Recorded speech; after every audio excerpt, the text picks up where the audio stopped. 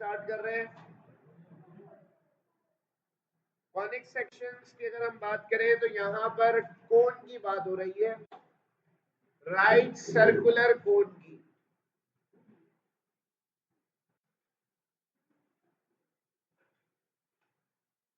बेटा कोन का जो टॉप मोस्ट पॉइंट होता है, इस पॉइंट को वर्टेक्स कहा जाता है।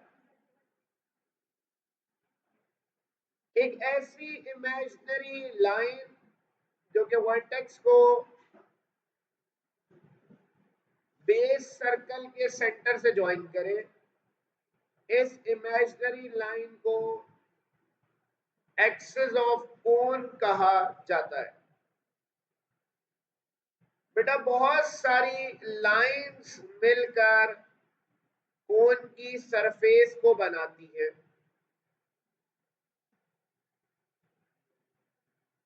ये जो बहुत सारी लाइंस मिलकर कोन की सरफेस को बनाती हैं, इन लाइंस को जनरेटर्स कहा जाता है। यहां बात हो रही है डबल राइट सर्कुलर कोन की या राइट सर्कुलर कोन की। राइट सर्कुलर कोन क्या होती है, मैं बताता हूँ।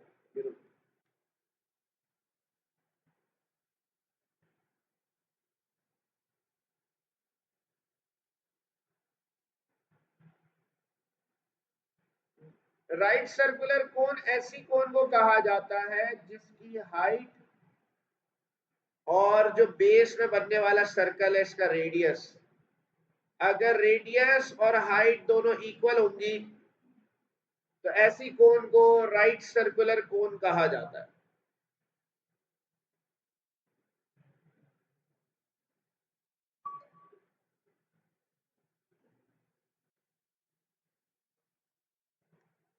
कोन को अगर डिफरेंट एंगल्स पे हम कट करें तो कट करने पर डिफरेंट हमारे पास शेप्स आते हैं।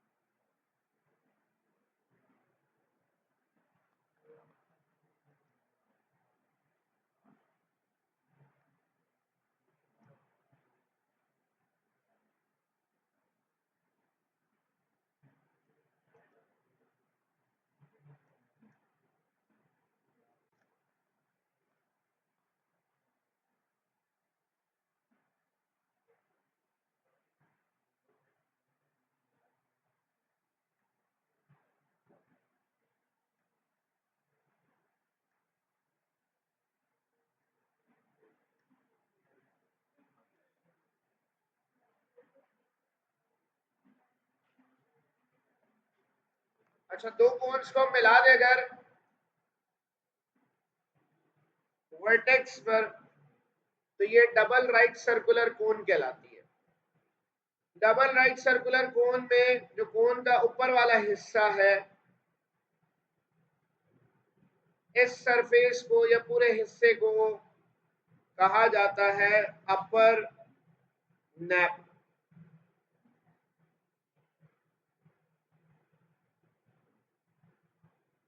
और जो नीचे का हिस्सा है इसको लोअर नैप कहा जाता है।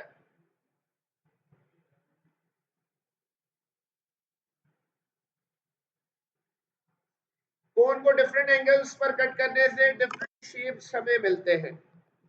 कौन कौन से शेप मिलते हैं जरा से बात कर।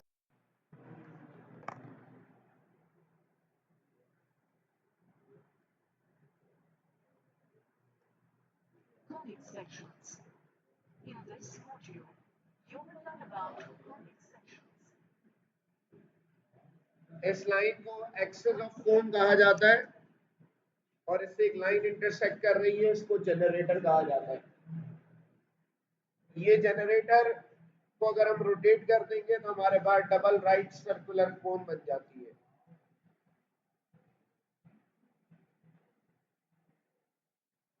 ये बीच वाला पॉइंट वर्टेक्स कहलाता है।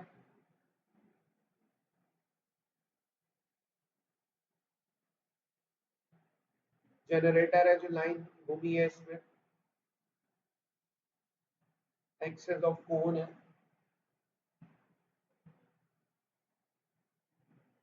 सर्कुलर बेस, एक्सेस हमेशा परपेंडिकुलर होता है सर्कुलर बेस के। इसके पैरामीटर को डायरेक्ट्रिक्स कहा जाता है। पैरामीटर मतलब इसकी पूरी लेंथ को, एक पूरे हिस्से को नैप कहा जाता है।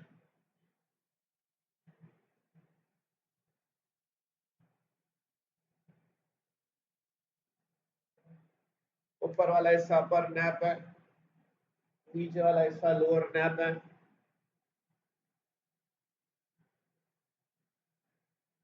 ये एंगल ऑफ वर्टेक्स एंगल कहलाता है। ये जो डायरेक्ट्रिक्स और इसके दरमियान का एंगल है।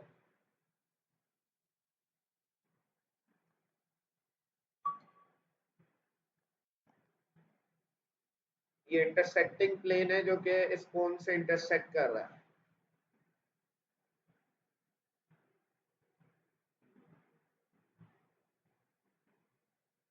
ऐसे इंटरसेक्ट करेगा तो सर्कल है। टिल्ट हो जाएगा थोड़ा सा तो एलिप्स है। और टिल्ट कर देंगे इसको, एलिप्स बन गया। और टिल्ट करेंगे पैराबोला बन गया। और टिल्ट कर देंगे हाइपरबोला बन गया।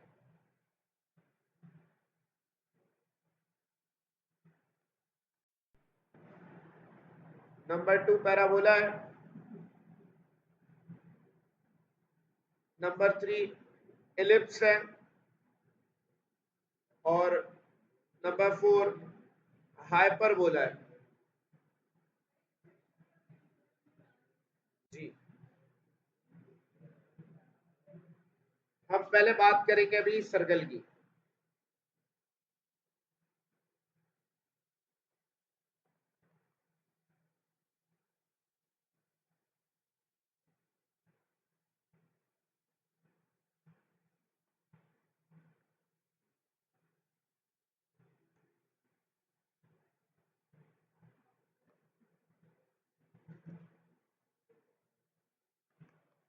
सर्कल कैसे मिलता है कोन पे?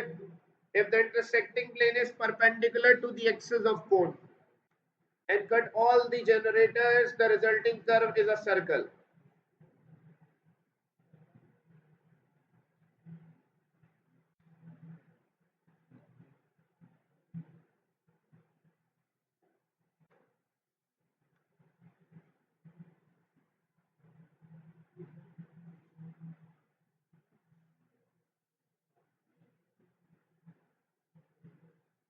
तो बेटा एक्सिस ऑफ कोन ये लाइन है, इसके परपेंडिकुलर अगर मैं कट कर दूं कोन को, ऐसे स्ट्रेट कट कर दूं, तो कट करने पर जो शेप मिलता है वो शेप बेसिकली सर्कल कहलाता है।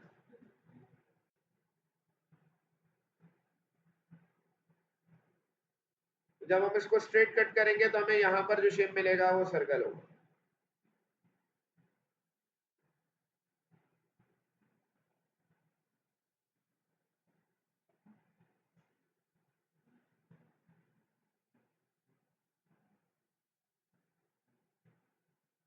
थोड़ा हम इमेजिन भी करें तो कट करने पर ये शेप आएगा कि ऊपर भी हमें सर्कल मिलेगा और नीचे भी सर्कल मिलेगा।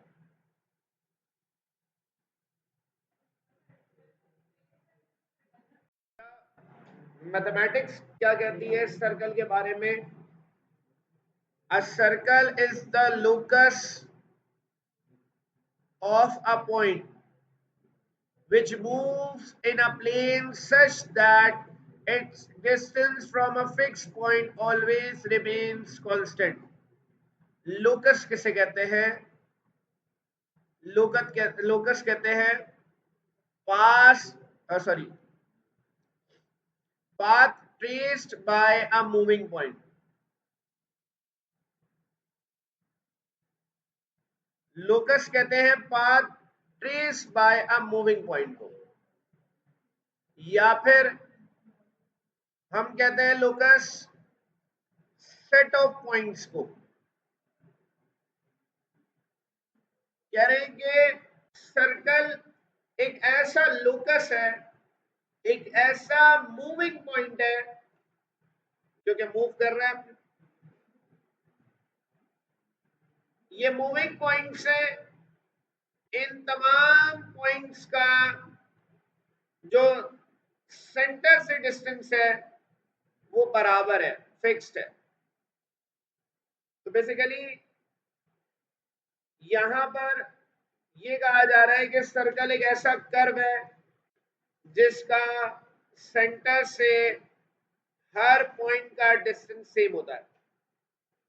लोकस इसलिए कहा जा रहा है, ये पॉइंट है, ये मूव कर करके सर्कल इसने बना लिया है। अब इस पॉइंट से जो सेंटर का डिस्टेंस है वो हमेशा कांस्टेंट होगा और वो बराबर होगा रेडियस के। तो the fix point is called the centre and the constant distance is called the radius of the circle.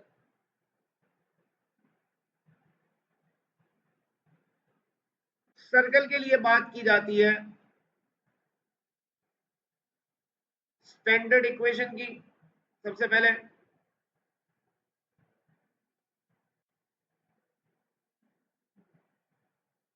Standard equation of a circle use की जाती है जब आपको दो चीजें बताओ, सर्कल का सेंटर बताओ और रेडियस बताओ। सेंटर ए कॉमा बी भी लिखा जाता है, पुरानी किताब में लिखते थे, नई किताब में एच कॉमा के लिखा हुआ है। रेडियस आर है, तो एक्स माइनस ए का स्क्वायर y माइनस बी का स्क्वायर बराबर है आर स्क्वायर के, या फिर x माइनस एच का स्क्वायर y माइनस के का स्क्वायर बराबर है आर स्क्वायर। तो इस इक्वेशन को standard equation of a circle कहा जाता है।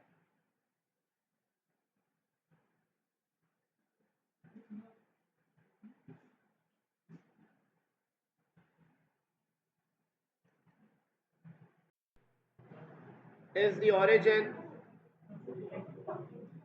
अगर सेंटर ओरिजिन है तो जो हमारे पास स्टैंडर्ड इक्वेशन है इसमें a और b 0 आ जाएगा,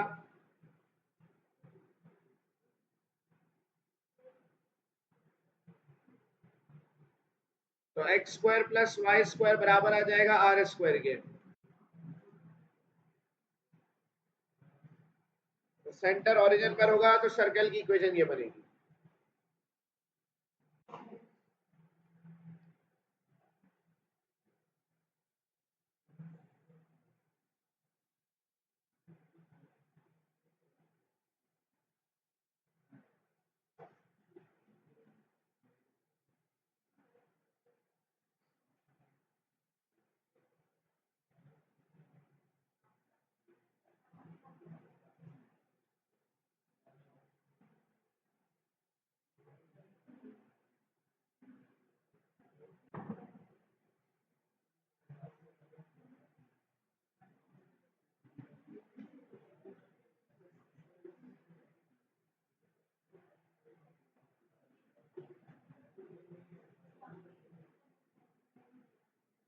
Write an equation of the circle with center -3,5 and radius 7।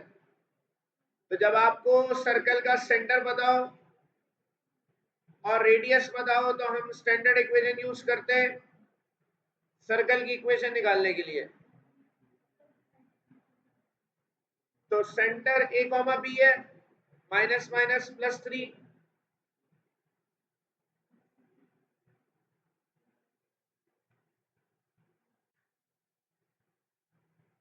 तो यहां फॉर्मूला लग जाएगा a माइनस बी के होल स्क्वायर का a प्लस बी के होल स्क्वायर का।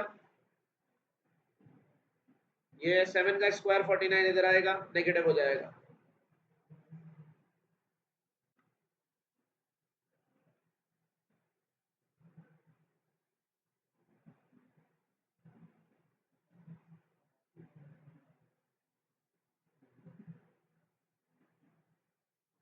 तो x square plus y square plus 6x minus 10y minus 15 आ जाएगा 0 के बराबर।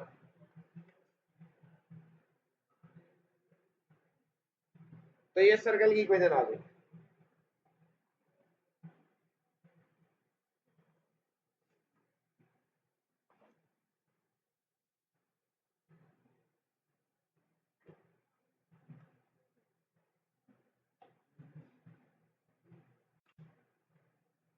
स्टैंडर्ड इक्वेशन तक आज पढ़ लेते हैं, टेस्ट पेपर चेक कराने मुझे, मैं चेक करवा लेता हूँ।